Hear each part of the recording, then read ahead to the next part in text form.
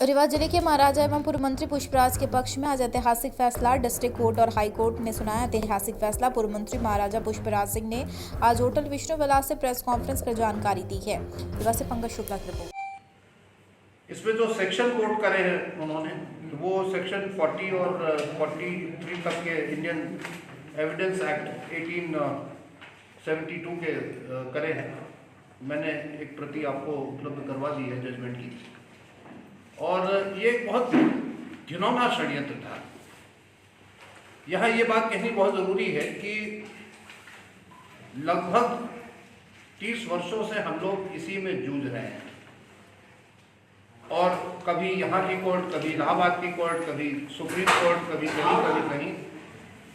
तो वो षड्यंत्र पर एक जगह पर हम लोगों को एक बहुत बड़ी राहत मिली है और ये महामृत्युंजय की कृपा, असीम कृपा रही है कि सत्य की जीत हुई।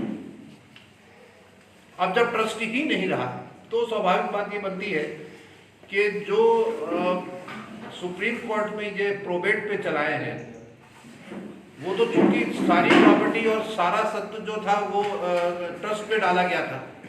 अब जब ट्रस्ट ही नहीं रहा तो वहाँ पर भी ये निश्चित रूप से हम लोग वहाँ कंसल्ट करेंगे अपने लॉयर से कि इसका सत्य क्या रहता है या उस केस का भी औचित्य क्या रहता है। हाँ, चूंकि डिस्ट्रिक्ट कोर्ट ने ही इनके बनाए हुए जो ट्रस्ट है उसको फर्जी करा दिया। बिल्कुल बिल्कुल, क्योंकि ये ट्रस्ट के वजूद पर था कि ट्रस्ट रजिस्टर हुआ या नहीं, वो दोनों कोर्ट ने यहाँ के बिल्कुल साफ साफ रूपों में कह दिया कि ये रजिस्टर हुआ ही नहीं है, ये फर्जी है।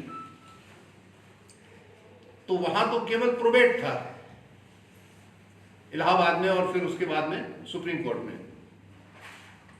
क्या उन्होंने रियासत की पूरी जो संपत्ति सबको उन्होंने इस पे जोड़ के रखा था? उस विल में ऐसी ऐसी चीजें हैं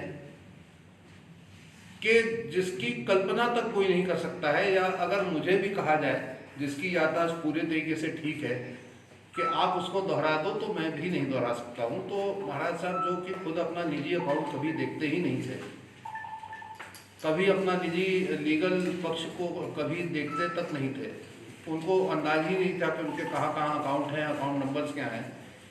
वो आदमी एक एक खसरा, एक एक रकवा, एक एक जगह का उसमें हवाला कहाँ से दे दिए। एक ऐसे वकील को बैठा के चार्टर्ड अकाउंटेंट को जो भोपाल से आता है और जो कभी रीवा आया ही नहीं, जो कभी महाराजा से मिला ही नहीं, अंदाता से वो मिला ही नहीं, और वो आदमी ये पूरा विल बना के, ड्राफ्ट बना के भेजता है। जब केस लगता है तो वो अपीयर भी नहीं होता है। ये भी एक बड़ी अजीबोगरीब बात थी। अजीबोगरीब बात ये थी कि बांधवगढ़, जिसको राष्ट्रीय उद्यान बनाने में महाराज साहब की एक बड़ी अहम भूमिका रही, सांसद के रूप में भारत सरकार के पास वो गए कि इस जगह को आप नेशनल पार्क बना दें। उसमें भी ये विल में भी बांधवगढ़ उन्होंने डाल दिया। तो जो आदमी संसद सदस्य रहा हो, एक जिम्मेवार पद में, कॉन्स्टिट्यूशन के जिम्मेवार पद में रहा हो, वो उनको कैसे ये हो गया। और अगर उनकी याददाश्त ठीक नहीं थी तो स्वाभाविक बात है तभी वो ऐसा काम कर सकते थे। अन्यथा बांधवगढ़, जिसको उन्होंने जाके श्रीमती गांधी को तब दिया कि इसको नेशनल पार्क बनाइए, और नेशनल पार्क बना, उसको भी इसमें डाल दिया। फ्रॉडरी का भी बनता है, 420 का भी बनता है, बहुत सारी धाराएं लगी है। हमारे एडवोकेट्स उसको देख रहे हैं, हम लोग देख रहे हैं उसको, यहाँ भी देख रहे हैं और दिल्ली में भी। और जो न्याय के दायरे में होगा, जो न्याय के दायरे में होगा, उसको निश्चित रूप से करा जाएगा पूरे तरीके से, सख्ती के साथ, कड़ाई के साथ। और यहाँ पर भी फिर से वही FIR पर हम लोग एक और FIR डाल रहे हैं और पुलिस से निवेदन कर रहे हैं कि इसको एविडेंस के रूप में यूज़ करें। जबकि कोर्ट का डिसीजन आ गया, इसको एविडेंस के रूप में यूज़ करें और जो हमारी कंप्लेन है उस पर जांच करें। ये बहुत बड़ा एविडेंस है कि दोनों न्यायालय से हमें इसमें राहत मिली है और हमारे पक्ष में जजमेंट हुआ है तो आप इसको एविडेंस के रूप में यूज करते हुए और जांच करिए। डाल दी, गुलाब मेंशन डाल दिया, रीवा हॉल डाल दिया, किला डाल दिया, किला भी डाल दिया उसमें। अब किला तो एक प्रकार से माने तो महामृत्युंजय का है,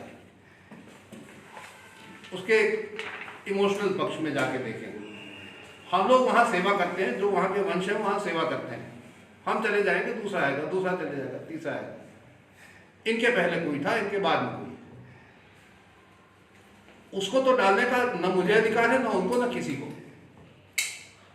क्योंकि वो तो पूरे तरीके से जो संपत्ति है वो ऐसी संपत्ति है जो एक किला रहा है, और जिसको आपको गवर्नमेंट ने उसके बाद भी दिया कि आप रख सकते हो, उसको आप कैसे दे सकते हो? और जब डिस्ट्रिक्ट कोर्ट ने इसको फर्जी करार दिया है तो इस पे कानूनी माध्यम से सारी जो राजघराने की संपत्ति है ये उसमें ट्रांसफर करने की कोशिश करी गई थी, साजिश करी गई थी, षड्यंत्र करा गया था। और उसको जब ट्रस्ट ही अब नहीं एक्सेप्टेड हुआ, जो ट्रस्ट बनाया है वही फर्जी हो गया माननीय डिस्ट्रिक्ट कोर्ट के माध्यम से और उसकी लोअर कोर्ट के माध्यम से, तो उसका अस्तित्व यहीं समाप्त हो जाता है। किस सन में बनाया गया था? ये लगभग 95-97 ऐसा कुछ था, डेट हमको एग्जैक्टली याद नहीं है, लेकिन जो उसमें निर्णय आया है। जिन्होंने ये ट्रस्ट बनाया था क्या वो राजघराने से जुड़े हुए थे? देखिए, राजघराने से तो कहने के लिए यहाँ का एक एक बच्चा जुड़ा है, लेकिन जिसको इमीडिएट फैमिली कही जाती है वो जो कोर्ट या जो संविधान कहता है या जो हिंदू एक्ट कहता है वो तो वही कहता है कि जो माँ और बाप और उसके बेटे, उसको इमीडिएट फैमिली कहा जाता है। यहाँ तक कि जब बेटी की शादी हो जाती है तो वो भी HUF से अलग हो जाता है। अभी हाल में डिस्ट्रिक्ट कोर्ट के माध्यम से एक बड़ा निर्णायक फैसला हुआ जो हमारे और कथित गुलाब सिंह चैरिटेबल ट्रस्ट के खिलाफ कई वर्षों से चल रहा था। इसके पहले उसकी निचली अदालत से हम इस केस को जीत चुके थे, जिसको कवर भी किया गया था, और हमने एक FIR भी डाली थी कोतवाली में, क्योंकि उस केस को हम वहां पर जीत चुके थे। लेकिन फिर री अपील उन्होंने करी और डिस्ट्रिक्ट कोर्ट में हम ये केस जीते हैं, जिसमें जो कथित गुलाब सिंह ट्रस्ट है उसको कोर्ट ने फर्जी माना और उसको निराधार माना, और वो जो कथित ट्रस्ट था उसके नाम पर एक फर्जी बिल बनाया गया था, जिसकी अपील सुप्रीम कोर्ट में भी है, जहां हम इलाहाबाद में दोनों बेंच पर जीत चुके हैं, सिंगल बेंच और डबल बेंच, जिसमें चीफ जस्टिस भी थे। और वो प्रोवेट का केस था।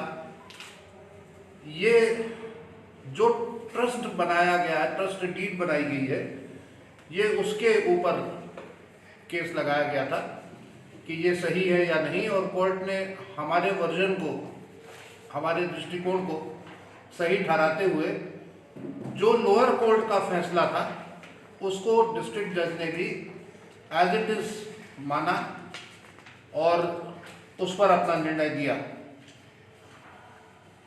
अब कोई आपका प्रश्न हो, ट्रस्ट बना है, उसके लोग हैं जिनका नाम आपके पास है, जो कि मैंने आपको पूरा दे ही दिया।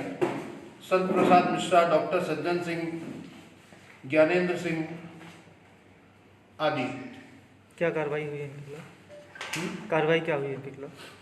कार्रवाई ये हुई कि हम कोर्ट में जीत गए। कब बना था और इसका पर्पज क्या था?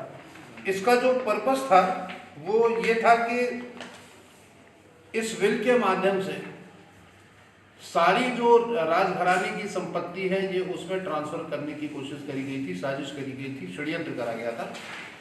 और उसको जब ट्रस्ट ही अब जो कभी महाराजा से मिला ही नहीं, अन्नदाता से वो मिला ही नहीं, और वो आदमी ये पूरा विल बना के ड्राफ्ट बना के भेजता है, जब केस लगता है तो वो अपियर भी नहीं होता है। ये भी एक बड़ी अजीबोगरीब बात थी। अजीबोगरीब बात ये थी कि बांधवगढ़, जिसको राष्ट्रीय उद्यान बनाने में महाराज साहब की एक बड़ी अहम भूमिका रही, सांसद के रूप में भारत सरकार के पास वो गए कि इस जगह को आप नेशनल पार्क बना दें। उसमें भी ये विल में भी बांधवगढ़ उन्होंने डाल दिया। तो जो आदमी संसद सदस्य रहा हो, एक जिम्मेवार पद में, कॉन्स्टिट्यूशन के जिम्मेवार पद में रहा हो, वो उनको कैसे ये हो गया। और अगर उनकी याददाश्त ठीक नहीं थी तो स्वाभाविक बात है तभी वो ऐसा काम कर सकते थे। अन्यथा बांधवगढ़, जिसको उन्होंने जाके श्रीमती गांधी को तब दिया कि उसको नेशनल पार्क बनाइए, और नेशनल पार्क बना, उसको भी इसमें डाल दिया।